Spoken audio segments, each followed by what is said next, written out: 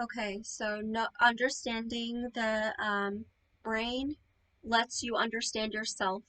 Helping understand yourself um, will help protect you. And okay, so the brain is basically now, as we understand it, completely dedicated to like the five senses.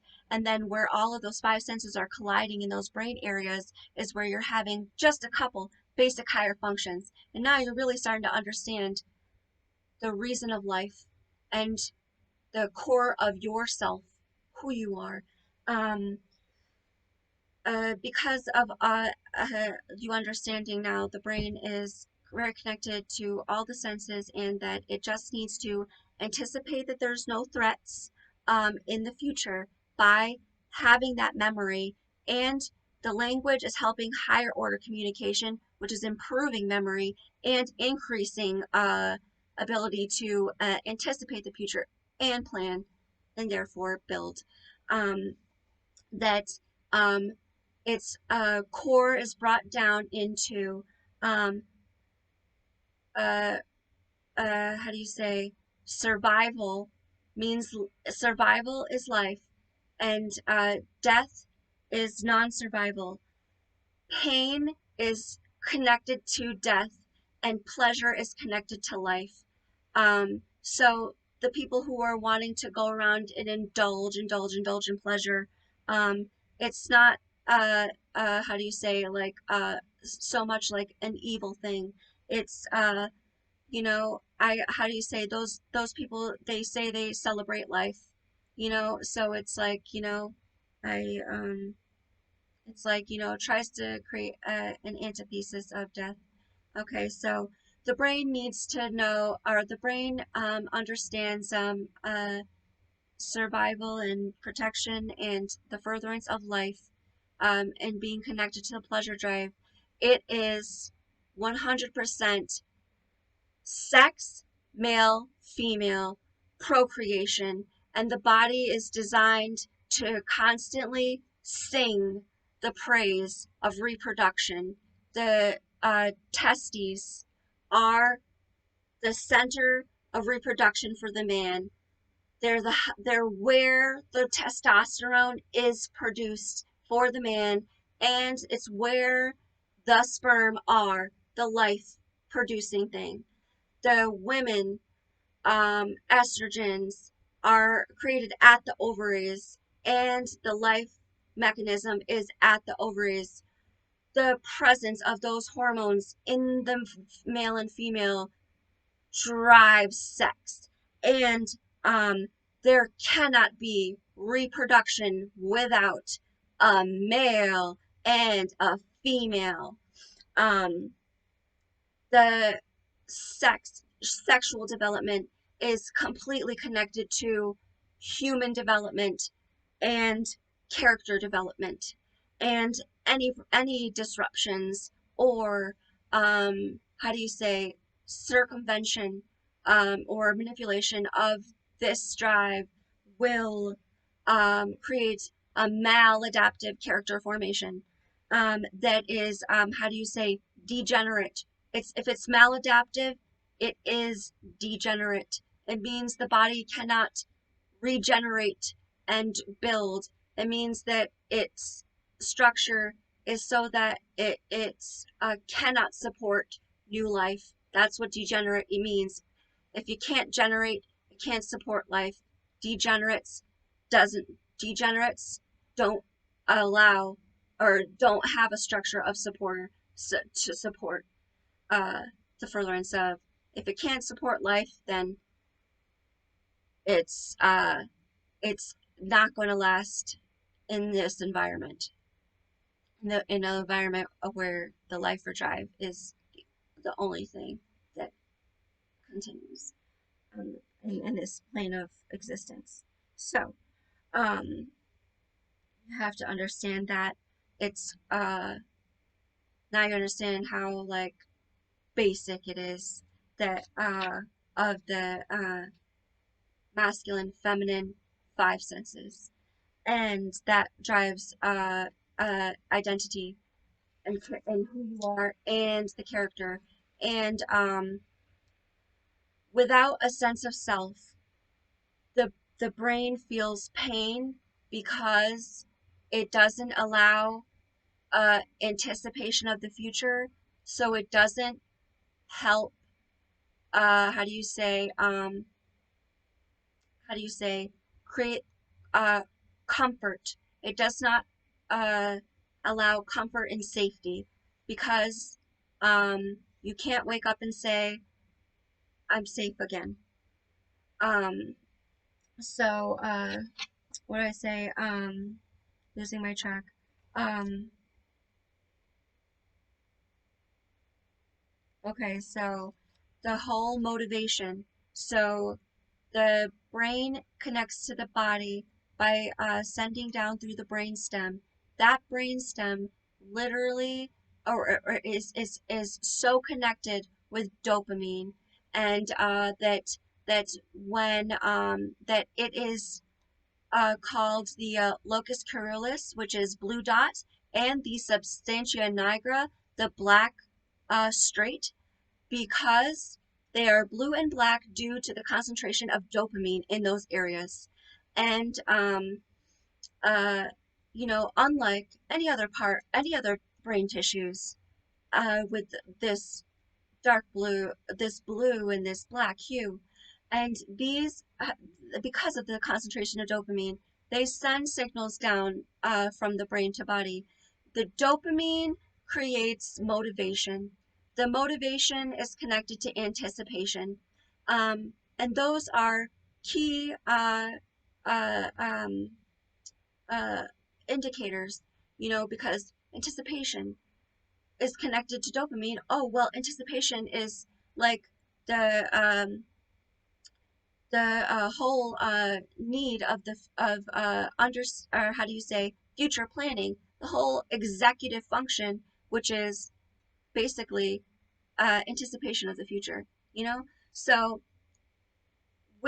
so those areas are very rich when they become burned out due to opioid drug use or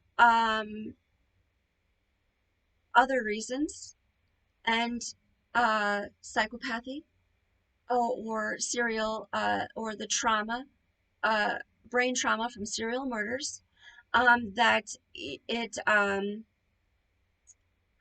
becomes burnt out and it loses mass. When it loses mass, it loses its function, and that's where you get tremors from Parkinson's. It's de sympathetic denervation, and what do you call Alzheimer's, which is also Alzheimer's is prions buildup, which they say prions is like this genetic disease when really it's poison fungi in our food supply that's building up at the brain, um, or from medications, God knows. Um, then, all right, so we're always going to avoid pain so we can survive, and we get our motivation, which this helps understand other key parts of the brain, like the amygdala, that we remember things, and we need to remember things and attach high priority tags to memories that are avoiding pain or getting pleasure. So, more neutral stimuli are not as significant or needed by the brain to remember. However, we want to remember pleasure because it means it's connected with life and motivation. And we want to avoid pain because it's connected with survival and motivation. So, that describes that part of the brain. So, um, a story that benefits about education, um, that completely connects to this. Um, Bullying. The one thing in your character development, in your character development and knowing who you are, besides in that parietal lobe, which I forgot to mention, it knows the self because the self is the body, and It builds the self from the body by knowing others and the environment. So they say that there's a part in here that says distinguishes the self versus other, and that like, you know, so you have to recognize other people, because it's important for long-term planning, survival, pleasure, avoiding pain, um, and a okay, so the brain understands this, and it created this part of the brain to know the other. So why do we care if other people are mean to us? Even, when it shouldn't matter because that person's never going to be give us anything or have anything to do with us again or something. Why does it hurt us emotionally? Um, why does it affect us? Um, and Okay, so it's for those reasons, like I said, because connected to survival, pleasure, pain. Those the brain needs to knows that that's a valuable function, and so bullies go around embarrassing people and making people feel smaller, making them feel small, making them feel like they're not valuable, like basically like expendable, making people feel like they're expendable, like no one will care what happens to you or if you die. And that's dangerous. The brain knows that. So it sees it as a threat. It hurts us to think that. And it's curious, but it's um, a survival mechanism. Okay? So they try to make us bullies, even if they are. I remember in a dream form, the psychologist, he was like a retired psychologist or something, when I really think it was the dream form owner that had all these avatars that like to play psychops because he's a psychopath. And so the avatar was a retired psychologist that would go around interpreting young people's dreams, and he would always like basically like fucking face stuff them, like and so every time I would just watch it like this beautiful interpretation where you're just like so amazed, and then it was just like bitch smack, and I would just be like so fucking appalled that like I felt really bad for these people. Like, what can I say? I would be always sitting there like, what can I say to defend these poor kids? Like anything, and they would always fight back. You would just wait for this poor person. So yeah. So how can you defeat the bullies? Um, to know that, the first thing is when you understand that what that person said, because you sit there and you feel crushed, like I'm not valuable. Like your brain kind of doesn't know what to think. It's just you know what you sensed and experienced, what the brain has collected. So when the bullies come around and make you feel small and make you feel like you're of less value, and you start to believe it, um, and you have no defense in yourself, and it hurts your self-esteem, and you're defeated, you can, but you can know that you'll never have to be defeated again that way, because because those people, because you can keep that at bay just by knowing that, by being able to forgive yourself for not knowing. If you can forgive yourself for not knowing that it wasn't your fault, then you know that you were attacked and that you're not a lesser person if you were attacked. Um, and you know that because uh,